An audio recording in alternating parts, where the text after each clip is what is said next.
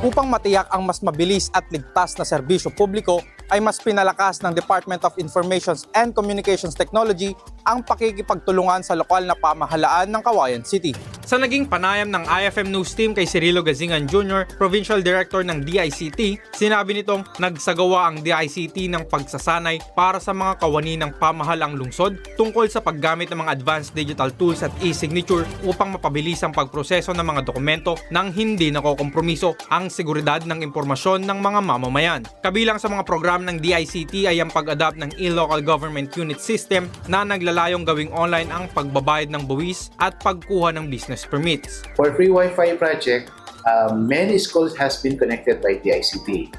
Mga schools po natin, mga public schools natin here at Cauayan, actually we have almost 30 to 40 plus na schools, including yung ating mga terminal, yung Icon, connected by DICT, even this FLD, Coliseum, and then itong katabi namin, Post Office, those are connected with free public Wi-Fi project of the ICT. And the other one also, automation of permitting, business permit or building permit. Si DICT rin po, nag-training, pinatrain ang LGU. Actually, LGU has, kinausap kami kung pwede kami magbigay sa kanila ng system.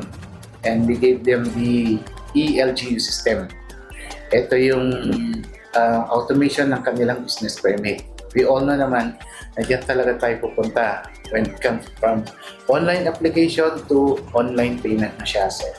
No contact mo po yun. Online na po siya. Siya po yung under ELGU.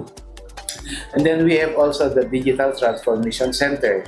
It will serve as a learning hub ng ating mga sectors or mga stakeholders natin. We provided devices for this. We recently launched 2 actually at Youth Center and at Library, Cauayan City Library. Sa huli, hiningkahit naman ni Ginoong Gazingan ang publiko na samantalahin ang mga libreng Wi-Fi sites na itinatag ng DICT sa mga pampublikong lugar sa lungsod upang magkaroon ng madaling access sa mga impormasyon at oportunidad online. Para sa IFM News, ako si Idol Stanley Talatad. Idol! IFM News.